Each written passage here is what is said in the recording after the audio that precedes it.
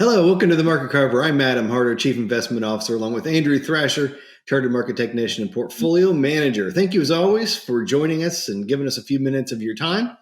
We got just two topics for you today. We're going to talk about inflation and some context that provides to the Federal Reserve. And Andrew's going to give us a look at how few stocks have been able to keep up with this market. It's really a unique environment, and I think you'll find impactful. So let's start right in with inflation. This week, we do have the last FOMC, that's the Federal Reserve's policy rate setting committee. That last meeting will be Wednesday. So by the time you watch this, you will have known what the Fed is going to do. So what we're looking at here is a two-panel chart. And this is one of the primary things that you'll hear Powell reference. So there in itself brings its importance. But on the left side, what we're looking at is 1 year break-even spreads.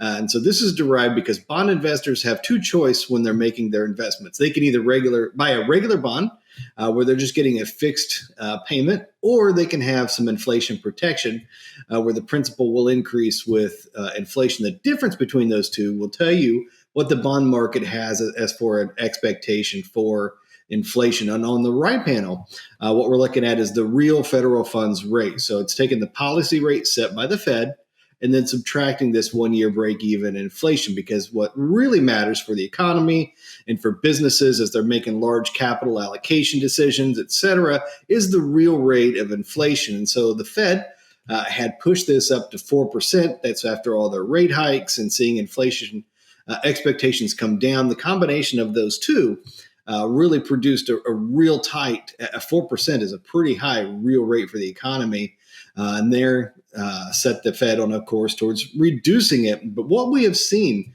has been really dramatic after the election, where the expectation, the 1 year forward look for inflation has doubled, and so that has had the effect of actually easing and lowering that real federal funds rate, kind of doing the Fed's work for them. So what this means is that we have seen all throughout the year dramatic changes. And I don't want to sound, hyperbolic, but it truly has been a very dramatic year in terms of how the market is looking and what the expectations are for Fed rate cuts. And so coming into this quarter, looking at October, the expectation was that the Fed had just begun cutting rates and that they would continue.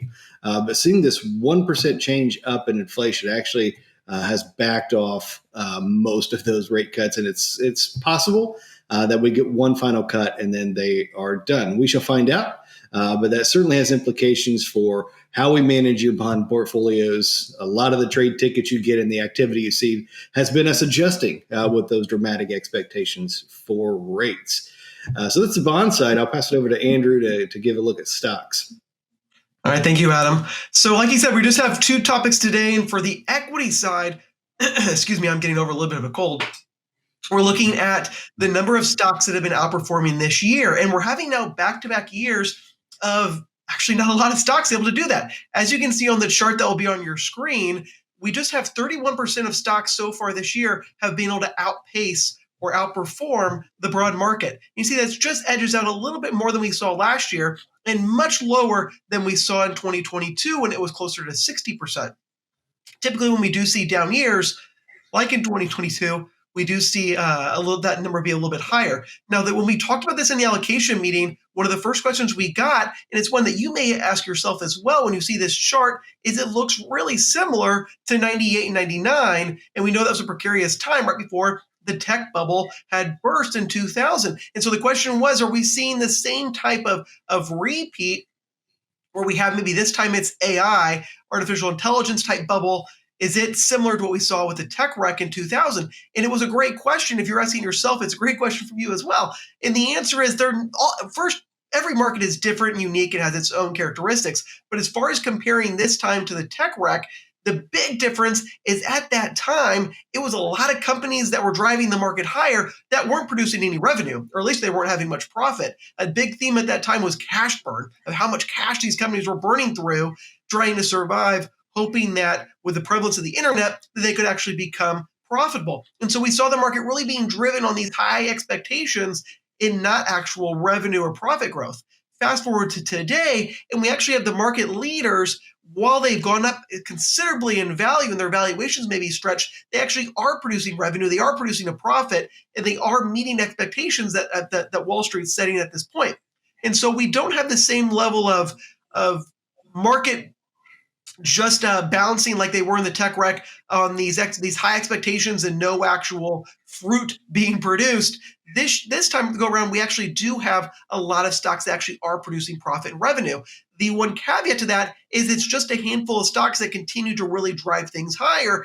And so if anything were to happen to those stocks, then we could have issues with the broad market. And that's why we prefer to see a lot of stocks closer to 40, 50%, where they actually are able to keep up with the market, and we aren't overly reliant on just a handful of stocks. And so when we look at breadth data like this, it's important to recognize this is a condition of the market, not necessarily a signal for something to happen. I know a lot of you might be baking Christmas cookies, and you might start smelling those cookies. They might start smelling like they're done, but until that timer goes off, until you get that signal that they're finished, you know they're not quite there yet. The condition of smelling the cookies doesn't necessarily mean you have the signal that they're done. And that's what this type of data tells us, that the condition of the market is a little worrisome by not having this many stocks outperforming, but it's not necessarily a signal that we need to be acting upon and making major changes in the portfolio. We continue to look for those types of signals, and we're always discussing those every week in our allocation meeting,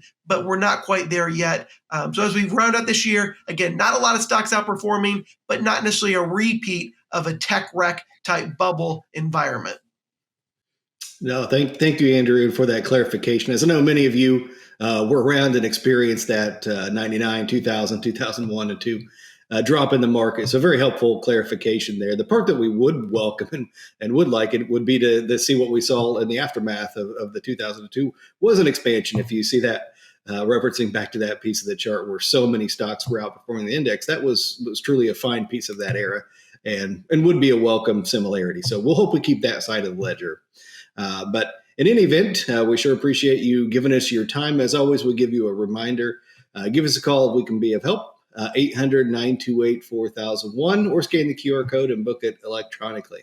Thanks again and have a great weekend.